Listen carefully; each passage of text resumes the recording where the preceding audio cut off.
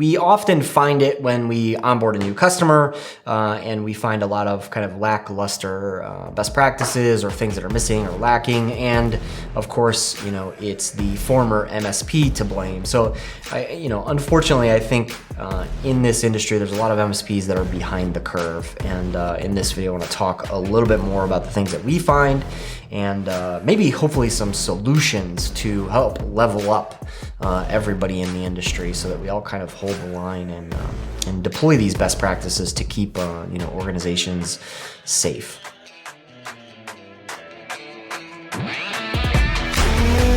First and foremost, I don't want to sit here and point blame at anybody else or harp on. These are very tough businesses to run. This is a very tough industry to be in.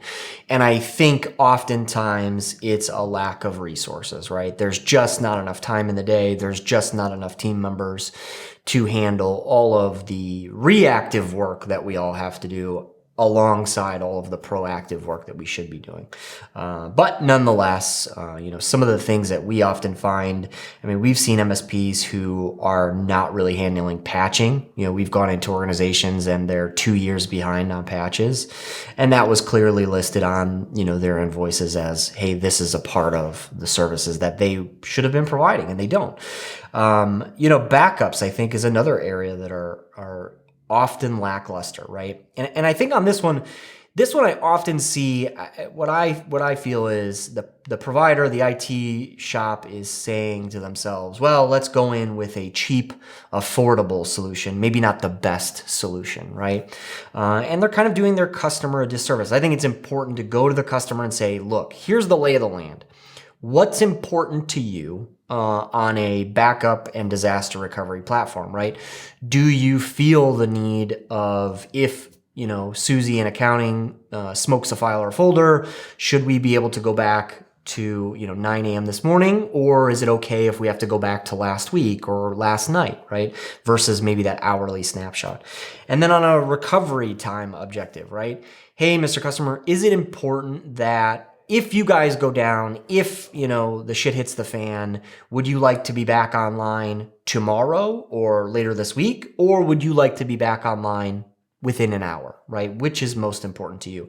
And then I think that discussion leads you into the solution and, of course, the price associated with said solutions. But I find a lot of MSPs who have kind of said, well, this is our backup solution, and this is the only thing we've got, and it's cheap and it's affordable and we like it, and so we're just going to deploy that. And unfortunately, that typically means it's a NAS device with Shadow Protect and kind of a lackluster setup, and that doesn't really do well when a client truly needs a full backup and disaster recovery solution, especially in this crypto, ransomware, cybersecurity environment, right? Everybody needs a serious plan B in case the shit hits the fan. So that's another area that we find quite lacking.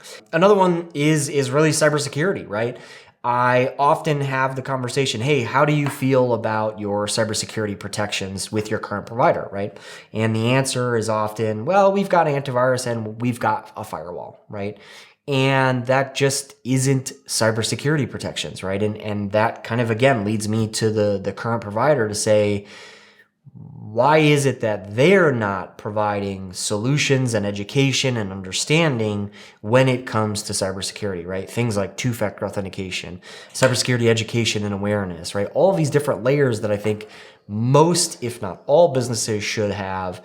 And again, the onus is on that provider. And on that one, I wonder if it's, again, we're getting behind the curve, This is the way we've always done it, and this is good enough, and everything's going to be fine, and this is all just fear, and those kinds of things. I disagree, right? It is monthly, if not weekly, that I'm talking to an organization or hear of an organization here locally that's been hit by some sort of an issue. And maybe it doesn't put them out of business, and maybe it doesn't cost them hundreds of thousands of dollars, but it inhibits them nonetheless. And that is the livelihood of 25 or 250 employees, whatever it may be. And again, I think it's important for all of us in the industry, all MSPs, to kind of, again, reinvent the new standard and the new best practices and say that this is what every business and organization needs. And again, I get it, right? These are difficult businesses to run. We frankly never have enough time and we never have enough talent. But nonetheless, I think it's super important. And again, that's where we'll go back, in other videos. I think it's time for us to band together, work together in some fashion, whether that's mergers and acquisitions or just supporting each other. But again, creating this new standard that says these cybersecurity protections, these best practices, these standard operating procedures are a necessity, and we're not going to Swiss cheese it and put a hole and say, oh, okay, Mr. Pain in the Butt client, it's okay for you to be, a domain administrator because, you pay us and you tell us what to do. Frankly, I think it's time for us to step up, hold the line and say, no, this is the way that this industry operates and this is the way it needs to be. And if you're not okay with that, then why did you hire us in the first place? Because without these protections, without these best practices, and without us really doing our job and being the professional with the recommendations, then I fear that a lot of businesses and organizations are going to suffer in the long run. It's for a lot of guys, I think it's a hard line to follow, right? Right? We could be legally and liable. We could be held responsible, right? Because it's us doing the work inside these customers. But I think it's difficult for a lot of shops because they're smaller and they're really chasing revenue and they're trying to grow their businesses, and they don't have maybe the luxury of being able to be really stern and really frank with customers for fear of losing that revenue, right? Right. I've been able to go a little bit more full tilt and say, no, this is the way we do things. And if they choose to leave, then so be it, right? I would rather not have the liability, and I'd rather do the job the way that we feel is the right way to do it and be able to rest easy at night versus,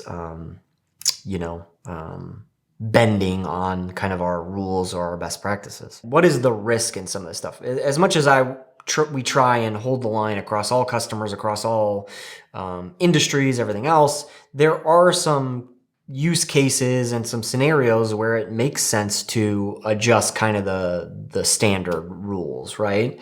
Maybe this customer says, we had an animal clinic once. How important is backup and disaster recovery? They said, well, you know what? If it all burns down, we're going to, cash out and retire. We're just kind of at that age. So give us a good backup, give us something solid, but it doesn't need to be, if the server goes down, turn us back on in 15 minutes. And so we were able to provide a solution that was more suited to their needs. So yeah, it's not always going to be one size fits all. But I think, hold it within a framework that you're comfortable with, that again is providing good security for the value, things like that. Oftentimes now when we're going into a sales meeting or a prospective new customer, the conversation is around, are they a good fit for us, right? Are they looking to find someone whom they can trust and honor the recommendations and, fit within the framework of the way we do business? Or are they simply looking for someone to come in, save the day, make magic happen all of a sudden, and then walk away and only spend $1,000 and never do the things that are necessary to keep an organization safe? So a sales meeting in my eyes is more so an interview for us to see if they're a good fit as a potential customer.